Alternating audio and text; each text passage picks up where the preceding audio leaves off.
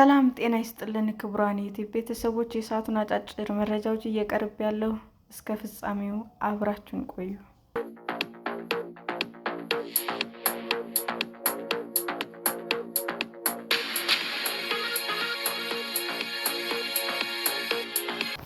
ክሶቹ በግልጽ ችሎት እንዲታዩ ለፍርድ ቤቶች ትዕዛዝ መሰጠቱ ተነገረ።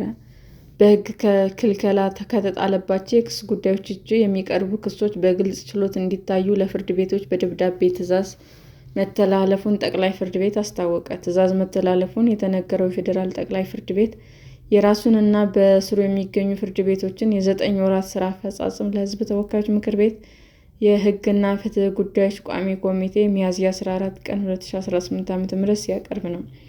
ቋሚ ኮሚቴው ባቀረበው ጥያቄ ዜጎች በግልጽ ችሎት መዳኘት ሕጉንም መንግስታዊ መብታቸው መሆኑን ጠቅሶ ከዚህ ቀደም ባደረገው ምልከታ ከግልጽ ችሎት ውጭ የሚታዩ የክስ ሂደቶች መኖራቸውን ማረጋገጡ እንዲታረም አቅጣጫ መስጠቱን አስታውቋል።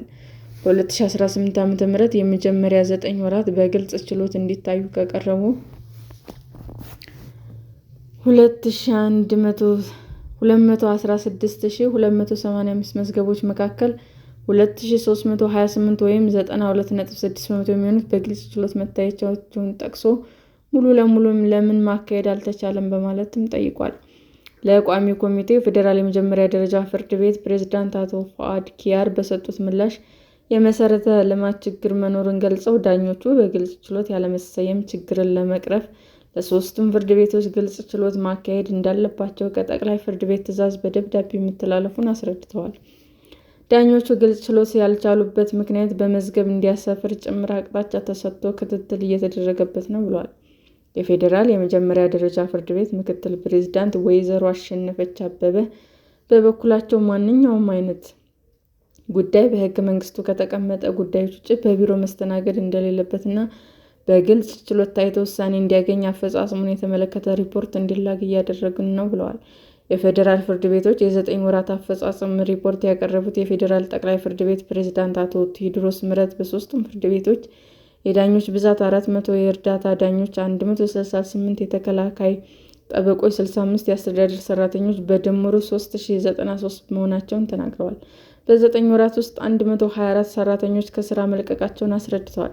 የግል ችሎት ማስቻል አገልግሎት በተመለከተ የችሎት ማሳያዎች ቁጥር ውስን መሆኑን ገልጸው በፌዴራል መጀመሪያ ደረጃ ፍርድ ቤት ያሉ ችሎቶች 215 እና ማስቻያ አዳራሾች 164፣ በከፍተኛ ፍርድ ቤት 114 ችሎት እና ማስቻያ አዳራሾች 58 እንዲሁም በፌዴራል ጠቅላይ ፍርድ ቤት 13 ችሎት፣ 11 ማስቻያ አዳራሽ መኖራቸውን ተናግረዋል።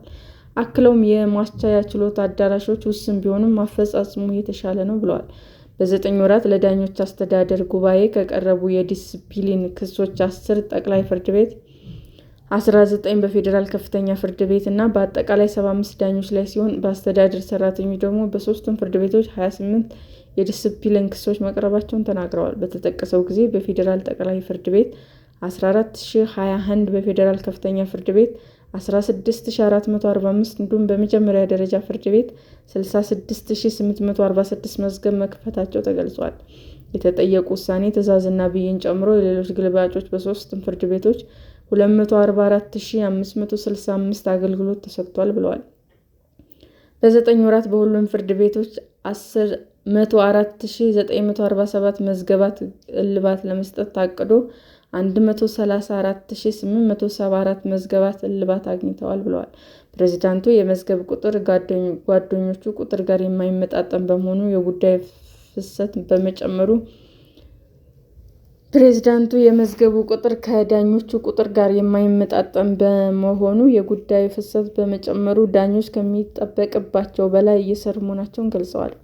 የሕግና ፍትህ ጉዳዮች ቋሚ ኮሚቴ ሰብሳቢ ወይዘሮ ጸገነት መንግስቱ በሰጡት አስተያየትም ሕዝቡ የሚፈልገው አይነት ፍትህና ፍርድ መስጠት እንደሚያስፈልግ ተናግረው ዜጎች በሚፈልጉት ጊዜ ፍትህ መስጠት ለማህበረሰቡ የሚሰጠው ትርጉም የተለየ ነው ያሉት ሰብሳቢዋ ለተዘዋዋሪና ለምድብ ችሎት ዳኛ አመዳደቡ እንዴት ነው እየተባለ ለምክር ቤቱም ጥያቄ ይቀርባል ብለዋል።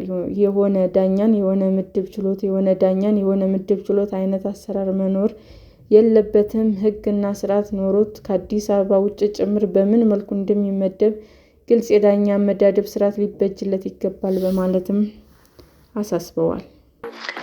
ሰላም ጤና ይስጥልን ውድ የዩቲዩብ ቤተሰቦቼ እንዴት ናችሁ? አዲስ ጀማሪ ነኝና ሰብስክራይብ ያደረጋችሁ አበረታቱኝ። አመሰግናለሁ። የዩቲዩብ አድማጮቻችን ለሰዓቱ ያቀረብኩላችሁ አጫጭር መረጃዎች ይህንን ይመስል ነበር። በሌላ መረጃ እስክንገናኝ ሼር፣ ላይክ፣ ሰብስክራይብ እንዲሁም ቢቀርብልን የምትሉት መረጃ ካለ ኮሜንት እያደረጋችሁ ቸር ቆዩን።